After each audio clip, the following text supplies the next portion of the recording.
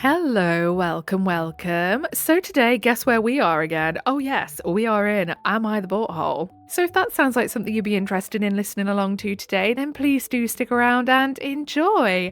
And don't forget to like and subscribe, please. Thank you. Am I the butthole for telling my biological daughter I was nothing more than an egg donor and that her real mother is the woman who raised her? Harsh wording, very harsh wording. But let's hear the OP out.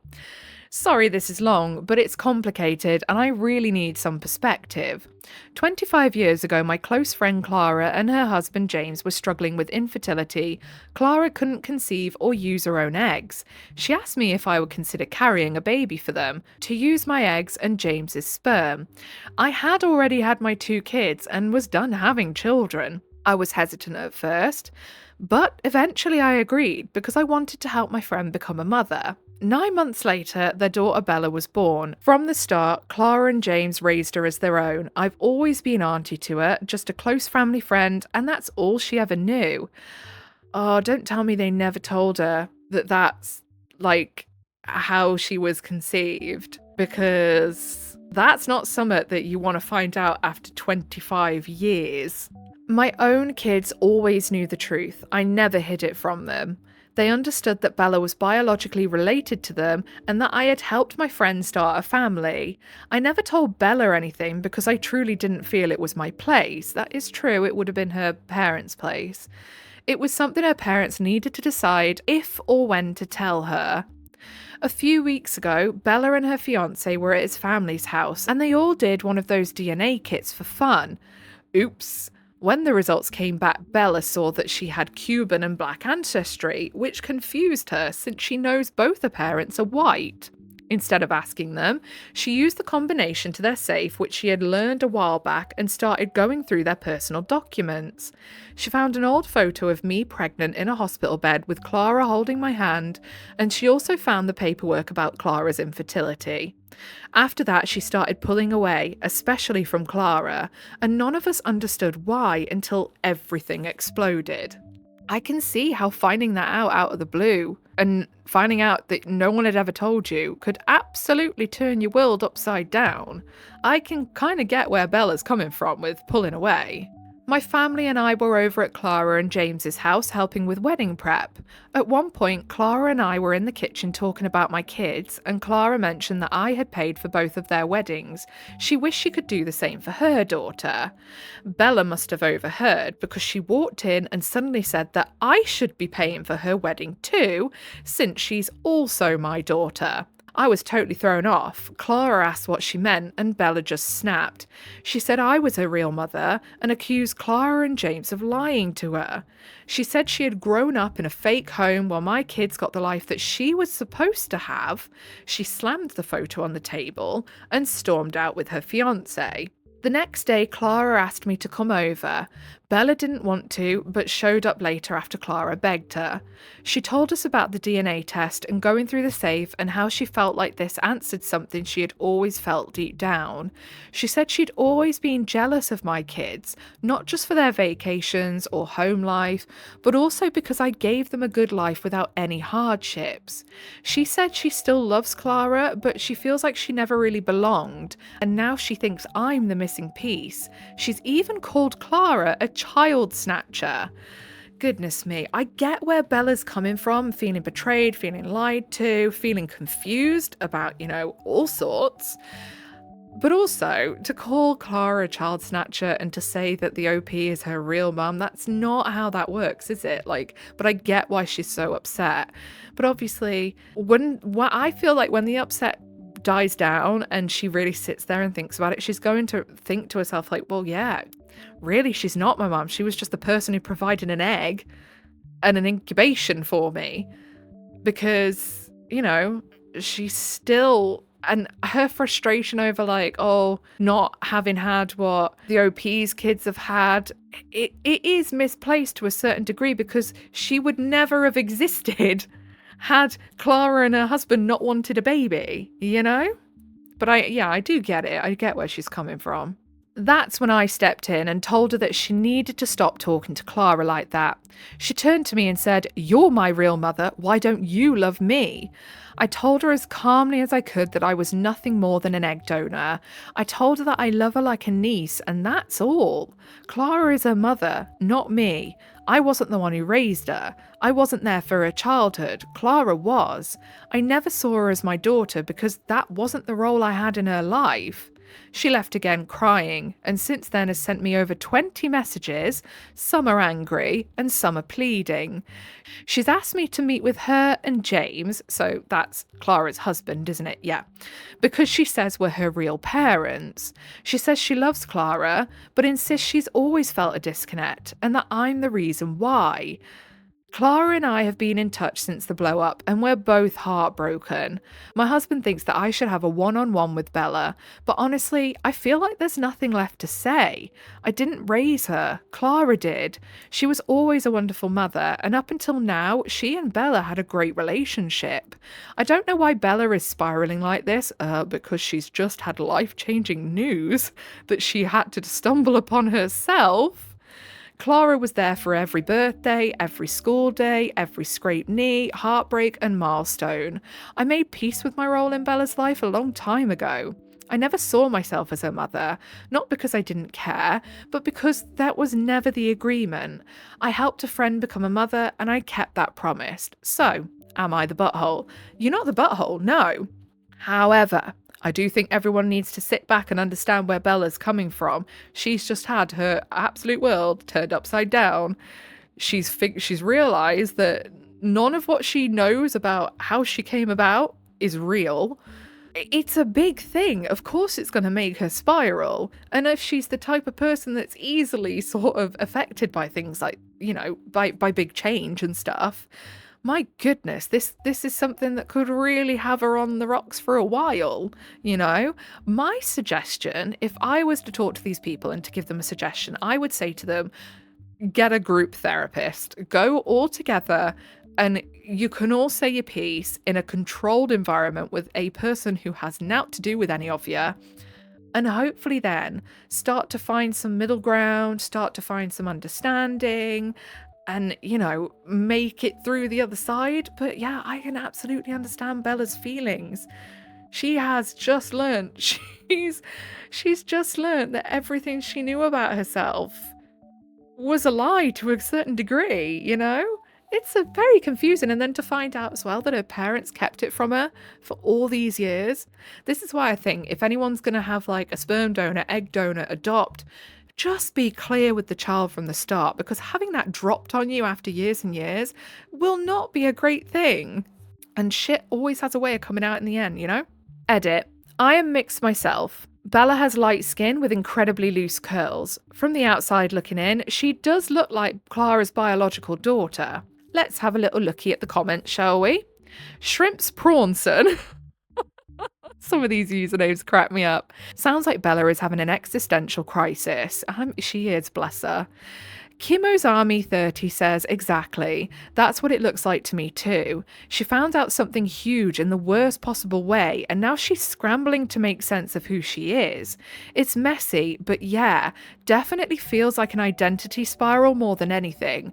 And to me, it sounds like Bella's always had a bit of a very loose grip on her own identity, because she has mentioned a few times she's never felt quite right. She's always felt something's missing. So yeah. I'm not surprised at the spiral. And then On Sale says, she found out something in the worst way possible. Clara and James really did Bella a disservice by hiding this from her for 25 years. It's generally considered the best practice to be open about things like donation and adoption from the very beginning. Precisely. Many would be surprised to see how many things a young child can wrap their head around when you're communicating with them. And if it had been brought up from her, the day dot when she was little, it would just be normal. It'd just be that's how it is and that's okay. They really should have been transparent. This could have been avoided to a large degree. Am I the butthole for skipping my brother's wedding because I wasn't invited to the engagement party? I, 28M, have a twin brother. Growing up, we were inseparable, and until recently, I thought we were still very close. I was always more of a shy nerd, and he was an extrovert that played sports throughout our childhood and high school. But we spent almost all of our time together by choice. We went our separate ways when college came. He stayed local in Arizona, and I went to college in Portland. When I graduated, I stayed there because I fell in love with the city. My friends are here, my professional networks from internships were here, etc. But I always flew back home for holidays, events, birthdays, etc. My brother announced on Instagram that he and his girlfriend of 3 years got engaged. I was incredibly happy for him and texted him congrats. He mentioned that they were planning to have an engagement party in 6 to 8 weeks, and I told him to let me know so I can book a flight to come celebrate. I was never told a date. If I brought it up with him or anyone in my family, they'd change the subject or say it's still being planned and confirmed. After a few weeks, I texted my brother to ask about the date because it must be getting close and I don't want to pay for a last-minute flight. No response. I asked my mum for details and she said, "It's not really an engagement party, just a small dinner with family. There's no need to come down for it." I eventually found out that it was, in fact, a big party. They rented out an entire restaurant for 4 hours and there were about 80 guests, family, friends, cousins, everyone. Everyone was told I couldn't make it. What? My aunt, who was like a second mother to me, texted me that she was very disappointed I couldn't make time to join, and I replied that I would have happily come, but I was not invited.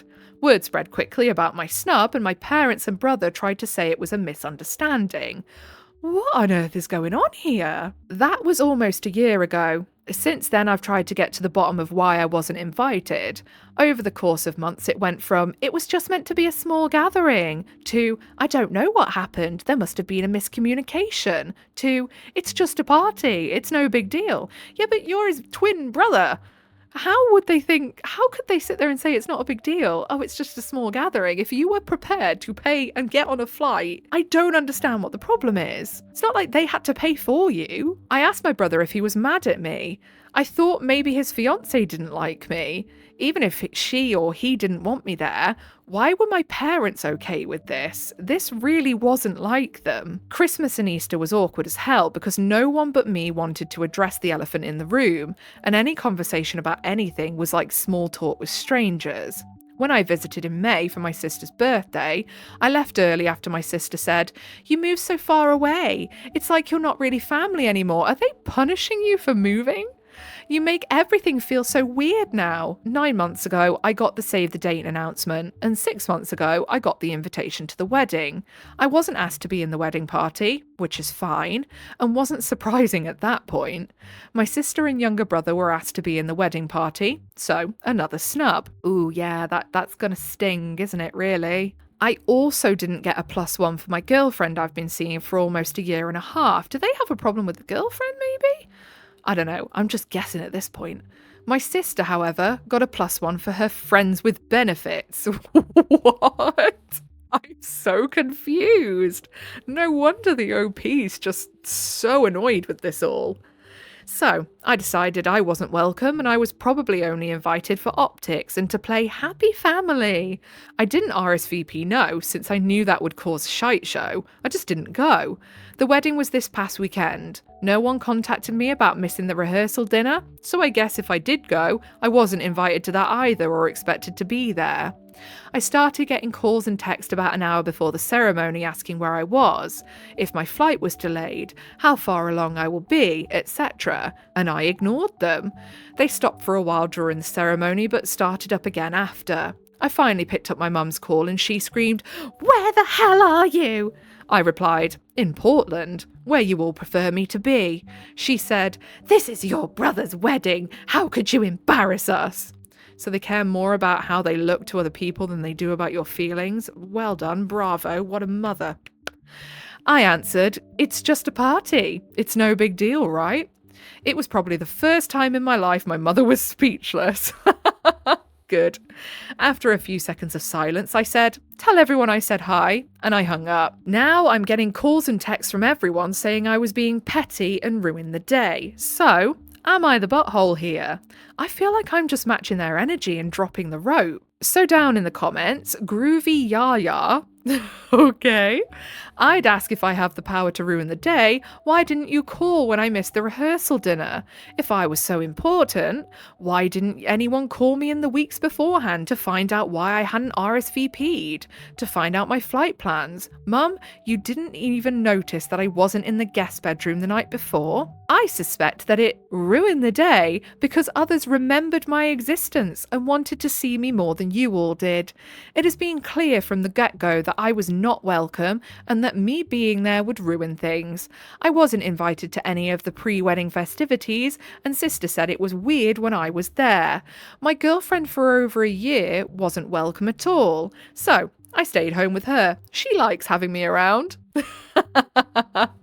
And then Status Pattern 7539 says, don't forget to add, I wasn't even given a seat at the family table, so where was I meant to sit if I showed up? You all have made it clear you don't see me as family, so you can't be mad when I act the part. Exactly. And we're very lucky because there is actually an update, so let's have a look at that now, shall we? Thank you to everyone who responded to my last post. I can't believe how many replies it got, and I tried keeping up, but I couldn't. I also thought I'd be 50-50 not the butthole, you're the butthole, because I know what I did was a bit petty. For those who didn't read my last post, the thick of it is that I was specifically not invited to my twins' engagement party, specifically not included in the wedding party, and I chose not to attend after being iced out for the past year. To the people who said you're the butthole, I understand your reasons. Yes, it was cowardly to not RSVP to avoid drama, but looking back, I was in a headspace where I just caved to the guilt if I RSVP'd that I wasn't planning to attend. Also, a little part of me was hoping that they'd realise I didn't RSVP, and they would tell me they want me to come.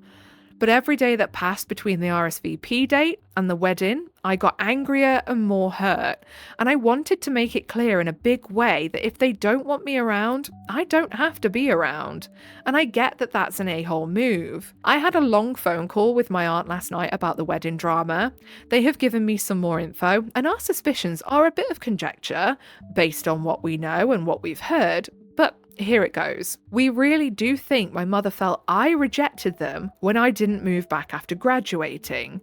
This is despite always coming home for my brother and sister's graduations or birthdays, mine and immediate families, holidays, special events, etc. I practically visit on a monthly basis. But despite this, we think she has some weird vendetta against me for splitting up her family and being an example to my siblings that they don't have to stay local. Does mummy have some control issues? Perhaps? I'm getting those vibes. Even worse, somehow visiting so often made my mother resentful because my aunt mentioned that my mother once told her a few years ago that I was flaunting my wealth by showing I could visit so often. You can't win, can you? Thanks to my senior year internship, I went immediately into a field where progression can be quick, and thanks to going back for a very specialised master's degree, I am in a very niche space within that field and was able to move up faster. I'm not bragging, it was just luck, connections, and a great mentor early on. And hard work, OP. You clearly would have put in hard work or you wouldn't be in the position you are now. Do not sell yourself short. People suggested my brother might be jealous. He does earn less, but as far as I know, he loves his job. It just doesn't have the same career progression. Honestly, his job is much more exciting than mine, and I'm sure it fulfills him a lot more. My job isn't terrible, it's just not one anyone wants to hear work stories about at a dinner party. Lol. I was also flaunting my money by gifting family money when they needed it. My grandfather often said, never loan family money. Give it freely if you want to, but you'll destroy relationships when you start asking for repayment. Not a week of Judge Judy reruns goes by without proving that's true, seriously. So, when I could, I gifted my family money when they needed it. Money for car repairs, money to help with my parents' mortgage when my dad was out of work during COVID, money when my brother ran out halfway through his kitchen renovations. And until last night, my parents' internet and Disney Plus bills, but I've now cancelled the monthly auto payments. Good. Again, this was not me flaunting my success, but they never stopped asking either. I'm sorry, but if they were taking it, they should at least be grateful. Even if they did think you were flaunting, they could at least show gratitude. My aunt and cousin also said that they've heard lots of passive aggressive comments about me over the years.